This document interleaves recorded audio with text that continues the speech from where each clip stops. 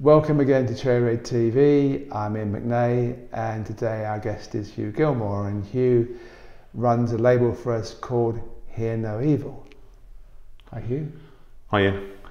And the way Cherry Red works is we have full-time people in the office, and we also have many freelance people that are fronting different labels, different genres, and Hugh's label Hear No Evil is a pretty heavy rock. Would you call it heavy rock? It started off more a kind of classic rock, I suppose, at the time. I mean, when I first started listening to this music, it was probably 35 odd years ago. I just called it heavy metal, but now it's rock, or it's classic rock, or God forbid dad rock. But the actual remit of the HNE Recordings label is a lot broader than that now. Whereas it's we're talking a minute ago about Alice Cooper, Meatloaf, through to Motorhead. Yeah, Alice Cooper, Motorhead. Humble Pie, as you mentioned, Meatloaf, Molly Hatchet, loads of really interesting releases. So Hugh, let's talk initially a bit about you. You were saying to me earlier you were illustrator originally. Well, the one thing I was good at as a kid was drawing, and I find children aren't really encouraged beyond the age of sort of 7 or 8 to carry on drawing or even see it as a career path. But it was one area I was actually sort of good at, was painting and drawing, and I was certainly encouraged. I'd say about the age of 13, I decided I was going to go to art college one day, which is what I did. I did try and forge a career as an illustrator, but it's pretty tough out there. If you work on a project, you can work on a painting for 3 weeks and find something goes, that isn't quite right. You know, could you do another one? And you take another 3 weeks. So I ended up going back to university to learn how to use an Apple Mac, which at the time was a new thing. And after a year, I saw a job going for a company called Castle Communications PLC, and they were looking for a Mac operator. And I could turn a Mac on and I could turn it off. And I figured that might be enough of experience to get a job there. But actually my last year at university, I did a special project on CD design, which again, CDs, even in the early 90s, were relatively a recent addition. It actually was a toss-up between me doing a project on illustrations for Sainsbury's, a supermarket chain, as a viable career as an illustrator, or doing CD design. And I decided to design CDs, and those are the actual designs I did at college is what got me my first job. And of course the music you're putting out now is music you loved when you were younger as well. Some of these records, I actually end up scanning the original LP of an album I might have bought in 1985 or 86. So, that was a good investment. It's funny though, I was talking to a chap in one of my local record shops, and he said something at the time I thought was a bit strange, but I think it rang true. He said, music still represents value for money. If people are prepared to spend £10 or £5 for a CD, that CD in theory can last a lifetime. So in terms of value for money, I do think a CD or any music does represent value. So how does it work exactly? You have an idea for a release. You come to Cherry Red, or you speak to Adam, who's the main director, and you say, I'd like to put this out. And then we approach the master right holder, which is usually one of the 3 major companies, and we license it. And then you take it over in terms of the track listing and how the packaging looks. Just talk us through the process. In some cases, I mean, the ideal thing is if an album's never been on CD, which is getting rarer and rarer, but it has happened where it might have been a limited release, it might have been a long time ago, it just didn't occur to anybody to put it out on CD. So those are the kind of the mother lode of what you're looking for.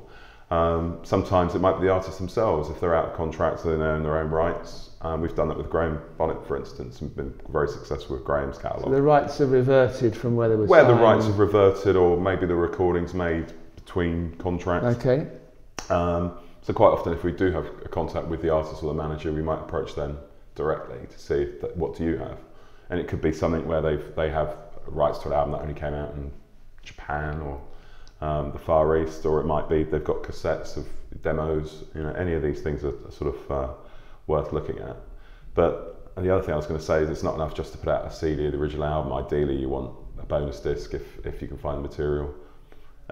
Period concerts. It's about the package, isn't it? It's so important these days. The package really stands up. I've always seen the packaging is really important. I mean, one of the bands I've worked with extensively is Black Sabbath, and partly one of the reasons I wanted to join Castle is they had the Sabbath catalogue, but it was very poorly presented. And I thought, well, one day I'd like to go and work on that catalogue and do what I think it deserves. But that's how I approach all of the, you know, the HNE releases is what would I want as a fan. You know, for instance, with the Motorhead, I got involved with, or I got a friend of mine, Nick Stevenson, involved, and he supplied all the memorabilia for the packaging and the booklet. So there's stuff that very few people might have seen otherwise, but it just gives it that extra value to the fans, really, especially if an album's been available previously. You know, it's nice to have bonus tracks when they exist, but certainly the packaging is very, very important, especially as my background is as a designer and a creative artist.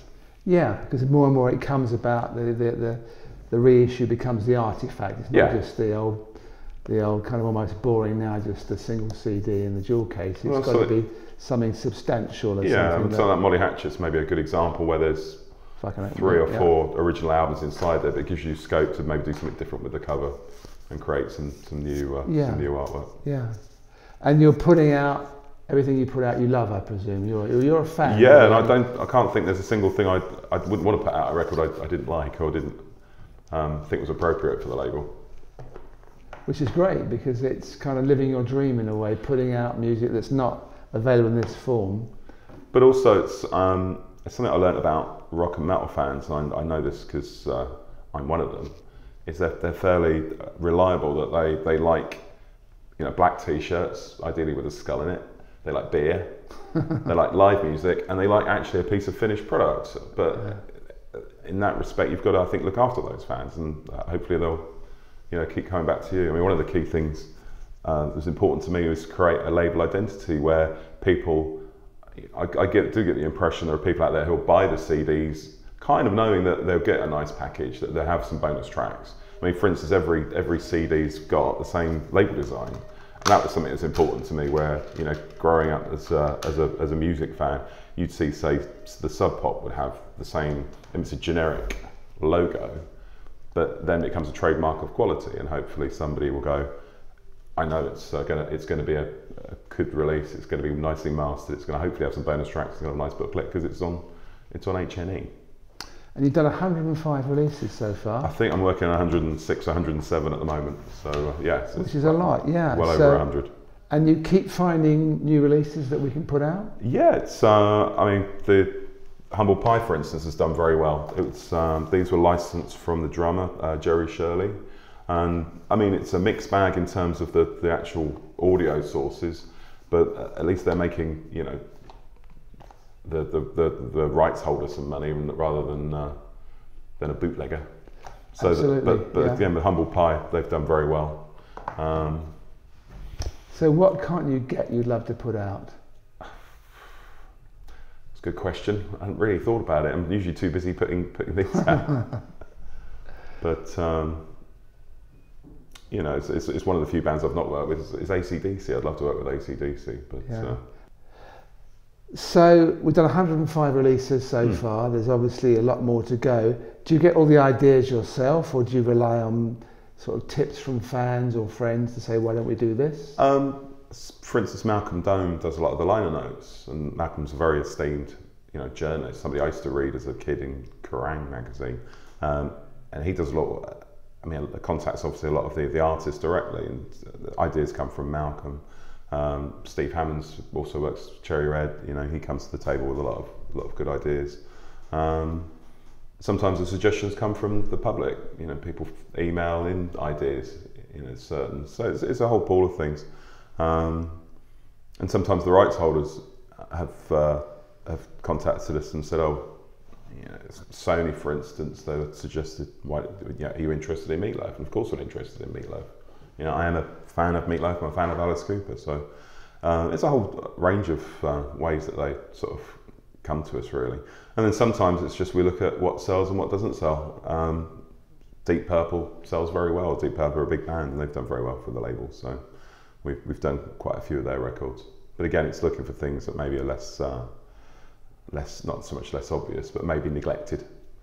But I mean, one of the things that's happening more over time, and understandably, is say looking at the 90s, where maybe, you know, rock music wasn't necessarily as well loved. It had been in this sort of 70s and 80s and was somewhat neglected, but a lot of those records actually have some very solid music made in that period that actually makes more sense now than it sort of did at the time. So there's plenty of time. We can keep it going for a long time, you think? Oh, I should think so. Yeah, good. And then I guess if people have ideas, they should. What's your email address? What should they email? I think there's a Cherry Red. You just go to info@cherryred, one word, .co.uk, and just recommendation for Hear No Evil release. But any ideas like that is appreciated. I mean, quite often a band or artist might approach us and go, "We've got, these albums." Okay. All right, Hugh. That's great. Thank you very much. Thanks, Ian.